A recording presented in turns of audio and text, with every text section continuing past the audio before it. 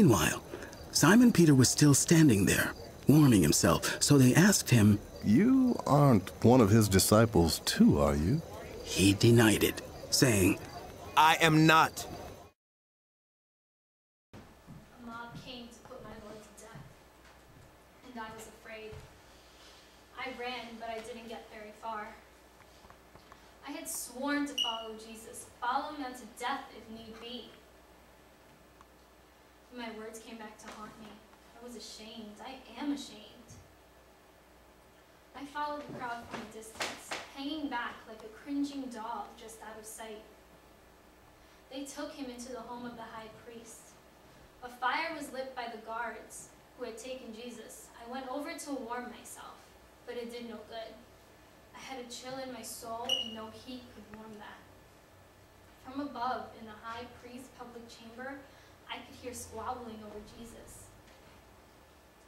Weird and strange accusations were being made by witnesses, and they were so eager to condemn him that their testimonies didn't agree, but yet they kept going on and on, ignoring the discrepancies. Hearing their hateful shouts made me fear for my own life instead of Jesus's, and in spite of myself, all I could think was, if they could believe such lies about the Messiah, it would be nothing for them to accuse me too. So while the priests rejected Jesus as a blasphemer on the inside, I abandoned him to the crowd on the outside. There I was, surrounded by strangers.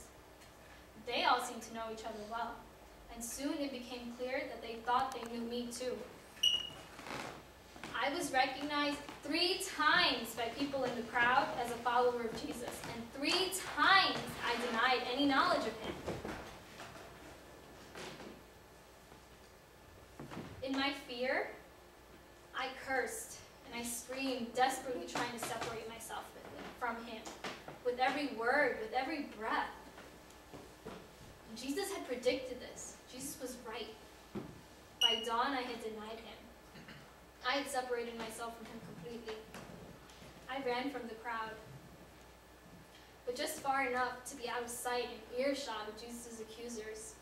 Their shrill cries and curses echoed down the streets and roads after me.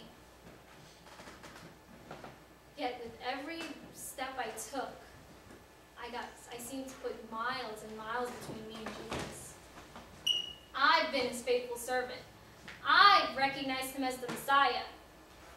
I've been closer to him than anyone else. And you know what? I've loved him as fiercely as any man could love another. And yet, in one night, he was taken from me, stolen from me by the council and by my own fearful words in the garden. He lives and I can't get near him. I can't help him. I can't even acknowledge him. Oh, why? Why didn't I just go with him? Surely suffering with him would have been better than losing him like this. Oh, why, Lord? Why have I forsaken